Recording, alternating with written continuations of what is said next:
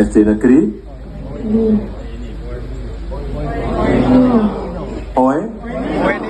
Oe Nino. Ya, langsung Pancasila. Pancasila. 1. Ketuhanan yang Maha Esa. 2. Kemanusiaan yang adil dan beradab. 3. Persatuan Indonesia. 4. Kerakyatan yang dipimpin oleh hikmat kebijaksanaan dalam permusyawaratan perwakilan. 5. Keadilan sosial bagi seluruh rakyat Indonesia. Pinter banget, pinter banget. Sobat ADB, kita jumpa lagi. Kali ini saya akan menanggapi pernyataan dari Rocky Gerung ya di dalam channel pribadinya. Ya, jadi Rocky Gerung ini menilai kunjungan kerja yang dilakukan oleh Presiden Joko Widodo ke NTT hari ini. Dia menyatakan bahwa Jokowi itu ditolak oleh masyarakat NTT. Ya, sekali lagi saya tegaskan memang benar hari ini Pak Jokowi itu melakukan kunjungan kerjanya yang terakhir ya, saya pikir yang terakhir ke Provinsi NTT. Jadi saya sampaikan kepada Rocky Gerung, jangan menyebarkan hoax. Pak Jokowi itu tidak ditolak oleh masyarakat NTT. Seperti video saya di awal tadi, ya, itu teman-teman bisa menilai sendiri. Ya, sekali lagi Rocky Gerung jangan sampai menyebarkan hoax. Kenapa saya perlu tekankan ini? Ya, yang sesungguhnya terjadi adalah memang ada penolakan itu dari sekelompok masyarakat. Ya, jadi setiap wilayah itu memang tidak mutlak mendukung Jokowi. Ya, walaupun beliau ini presiden untuk seluruh warga negara Indonesia, tetapi di setiap wilayah manapun memang ada yang tidak mendukung Pak Jokowi. Itu memang hal yang lumrah menurut saya. Apalagi setelah saya lihat, saya cek lagi informasinya, oh ternyata memang benar yang melakukan penolakan ini adalah kelompok pemuda. Ya, saya belum melihat lebih jauh ya, apakah ini dari kelompok mahasiswa atau dari kalangan mana. Tetapi untuk informasi sementara saya mendapat memang ini ada sedikit kelompok yang melakukan penolakan.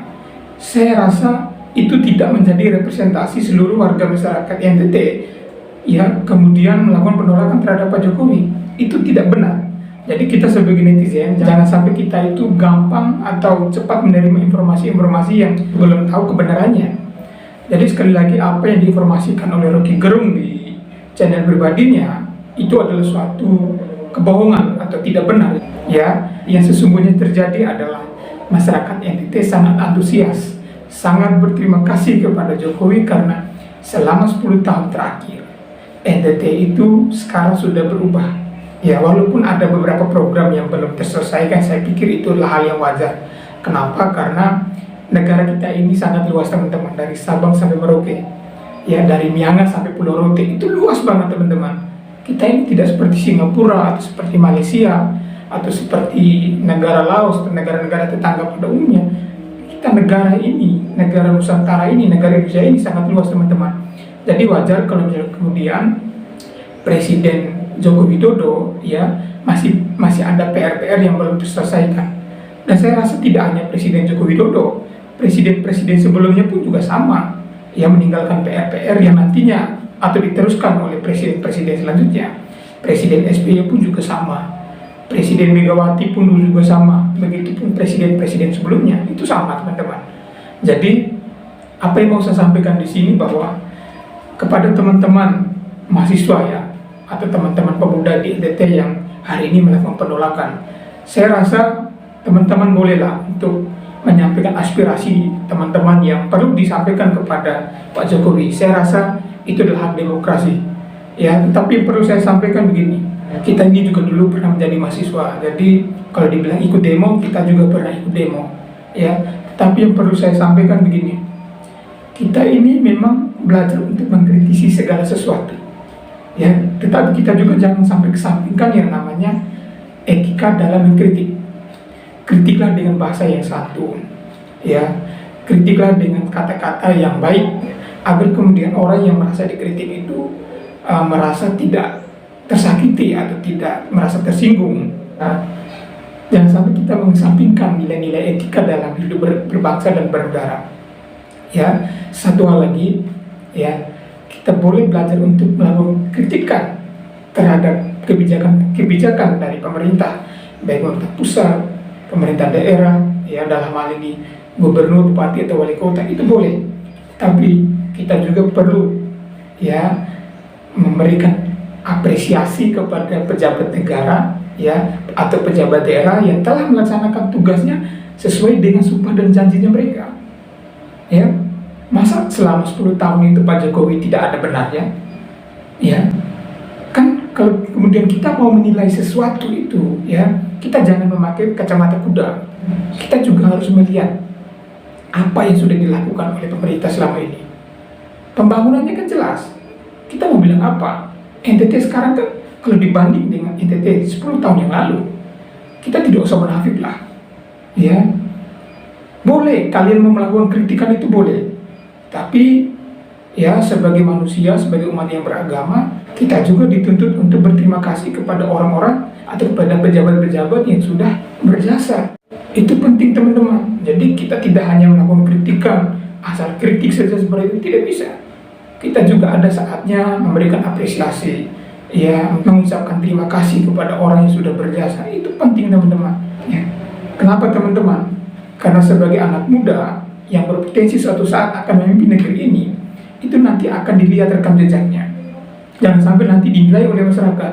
Dulu ketika jadi mahasiswa itu sangat gencar mengkritik pemerintah, tetapi ketika amanah itu diemban, ketika amanah itu atau jabatan itu diraih, tidak bisa melakukan apa-apa. Jangan sampai hal itu terjadi teman-teman. Jadi marilah kita belajar dalam negara demokrasi ini sesuai dengan tupoksinya.